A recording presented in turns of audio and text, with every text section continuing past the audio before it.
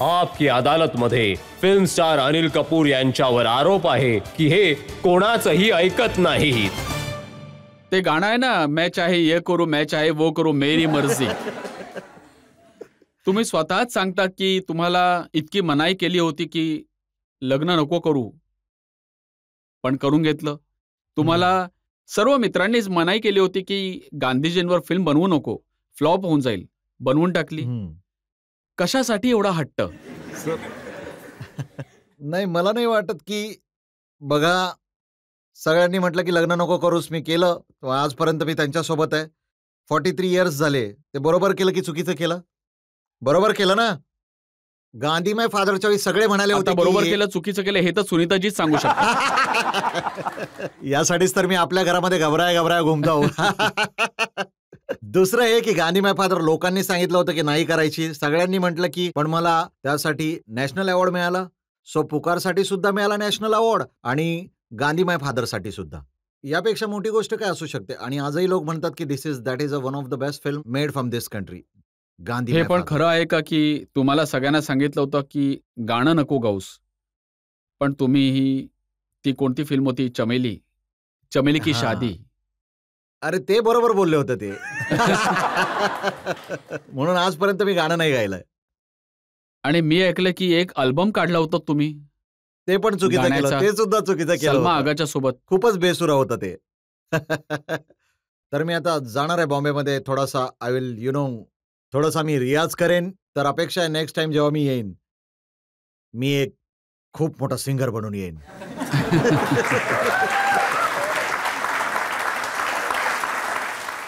आणि हे पण खरं आहे का की खूप वेळा अशा संधी आल्या, यश चोपडांनी चांदनीमध्ये जो रोल होता तो नंतर ऋषी कपूरला मिळाला, तो ऑफर केला होता.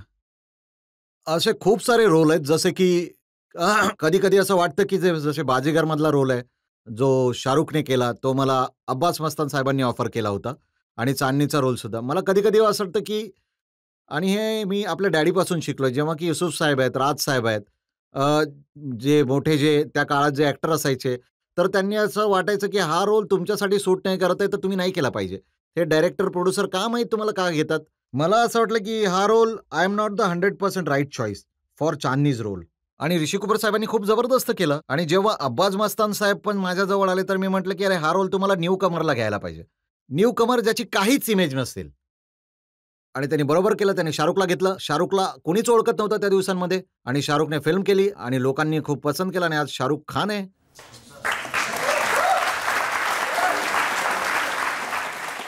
त्याचा अर्थ हा नाही की किती साऱ्या फिल्मी ज्या मी केल्या आहेत, ज्या दुसऱ्या कलाकारांनी नाही केल्यात, जसं की स्लम डॉग मिलेनियर आहे.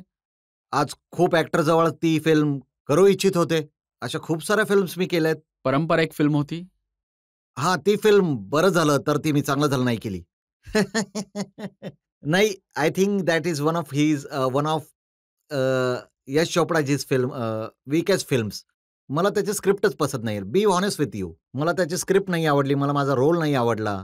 मला वाटलं की मी नाही करणार. I had to be honest with him. I said नाही यार. मग त्यांनी, तर मला असं वाटतं की आज माझं कुठे ना कुठे आज माझं त्यांच्यासोबत नातं आहे, कारण I was very honest, I was very straight forward की यार नाही यार, हे चुकीचं आहे, मला नाही करायचंय, नाही करायचंय. तर समटाईम जेव्हा कधी स्ट्रेट फॉरवर्ड होणं मस्त आहे. तर यशजी कसे रिॲक्ट करायचे जेव्हा तुम्ही त्यांना नाही म्हणायचं? अपसेट झाले, खूप अपसेट झाले ते. त्यांनी मला खूपच वर्षापर्यंत आय थिंक लोकांनी मला म्हटलं, त्यांनी मला काही नाही म्हटलं, पण लोकांनी म्हटलं की ते हर्ट झालेत. पण काय करावं, त्यानंतर कदाचित I hope we become very close later on. कुठे ना कुठे timepass and you come know की कुणाची कुणाला हर्ट करण्याचा, you are not trying to hurt anybody, you just being very straight forward, honest, and you protecting your own career which you feel is right. That's what I did. हे पण खरं आहे का की तुम्ही एकदा ऍक्टिंग मधून ब्रेक घेण्याचा विचार केला होता की काही वर्ष काम नाही करायचं? हो, मी घेण्याचा प्रयत्न केला होता, कारण जसे की मी बोललो, I look up to Dilip Kumar साहेब, अमिताभ बच्चन साहेब, आणि नसरुद्दीन शाह, कमल हसन साहेब, हे सगळे फनकार आहेत मोठे मोठे. तर त्यांनी ब्रेक घेतला होता 5 वर्षाचा अमितजींनी, खुदा गावाच्या नंतर. तर ते न्यूयॉर्कमध्ये गेले होते. त्यांनी खूप he live like a normal life, like and मला खूप वाटलं हे करेक्ट आहे, अमितजींनी केलं बरोबर असेल. तर मी गेलो त्यांच्याजवळ. अरमानचं शूटिंग करत होतो आम्ही. तर मी म्हटलं, यार मी पण 25 वर्षापासून काम करतोय अमितजी, मला पण असं वाटतंय की मन करते की थोडासा ब्रेक घेतो. ते बोलले की कधी आयुष्यात हे करू नकोस, दॅट इज ती चुकी कधी करू नको, ब्रेक नको घेऊ. इमिजिएटली मी उद्या गेलो आणि नेक्स्ट दिवशी 2 फिल्म साईन केल्या. तर माझं जे करिअर आहे 40 वर्ष नाही झाले, 38 वर्षांपासून आजपर्यंत मी कोणताच ब्रेकच नाही घेतला. पण कदाचित यासाठीच लोकांनी तुम्हाला एवढं प्रेम दिलं, नेहमी त्यांनी तुम्हाला पाहिलं. हो, बोला. सर, तुमच्या लाईफस्टाईलमध्ये काय चेंजेस आलेत? बिकॉज तुम्ही 38 इयर्स पासून ह्या इंडस्ट्रीमध्ये आहात, तर ऑब्व्हियसली भरपूर चेंज झालंय टाइम जो आहे. तर तुम्ही जसं की आता ह्याने आरोप लावला की तुम्ही स्टबन आहात, तर काय लाईफस्टाईल पण स्टबन होती की चेंजेस आले टायमानुसार? आजचे जे youngster they are very very sharp. They are very very sharp. So they will not accept you if are doing something which they feel यार हा का करत आहे. आणि मी नेहमी हा प्रयत्न करतो याच्या आधी की लोक बोलतील तू हे नको करू, मी स्वतःच नाही करत. परंतु हे पण खरं आहे का की तुम्ही तुमची हेअरस्टाईल, आपली मिशी, आपली पर्सनॅलिटी यांना कधीच फिल्मसाठी चेंज नाही केलं? काय बोलताय सर, जेवढं मी चेंज केलं कुणीच नाही केलं. मी खूप फिल्म्समध्ये, मी किती फिल्ममध्ये तरी माझ्या आठवणीत मी करिअरच सुरू केलं. 7 दिन पासून. मला तर वाटतं जेव्हा तुम्ही झोपेतून उठता तेव्हा पण असेच दिसतं. सकाळी मग सांगतो.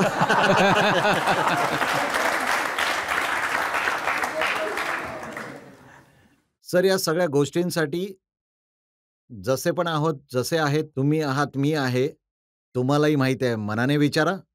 जर तुम्हाला मनाने, तुमचे मन, तुमची बुद्धी, तुमचे हृदय, सोल, स्पिरिच्युअलिटी, इंटेलेक्च्युअलिटी जर तुम्हाला सुरात ठेवायचे असेल तर त्यासाठी तुम्हाला मेहनत तर करावी लागेल. बिना मेहनतीचं काही नाही होणार.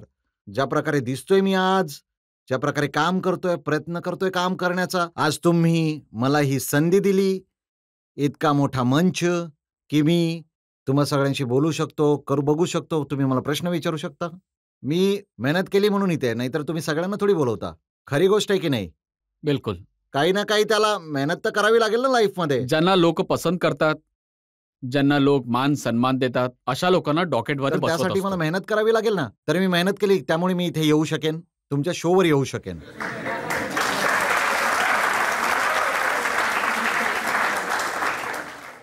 आणि मला वाटतं की जे लोक म्हणतात की एजलेस आहेत, अनिल कपूरचं एज दिसत नाही, अनिल कपूर यंग हा दिसतात. प्रश्न मी बऱ्याच वेळापासून विचारणार होती. काय कारण आहे की आजही तुम्ही 30 वर्षाचे वाटताय? सर, तुम्ही आम्हाला सांगूनच जा. मी तुम्हाला इथूनच माझ्या मिठीत घेतो.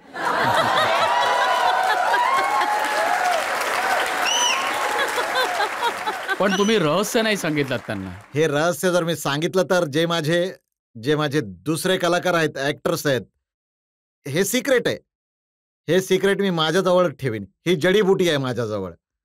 ती जडीबुटी मी एक वेळ येईल जेव्हा मी ती जडीबुटी लोकांना विकेन, जगात विकेन, आणि एक खूपच श्रीमंत आणि यशस्वी व्यक्ती बनून जाईल ती जडीबुटी विकून. असं वाटत आहे की तुम्ही बाबा रामदेव बनून जाल.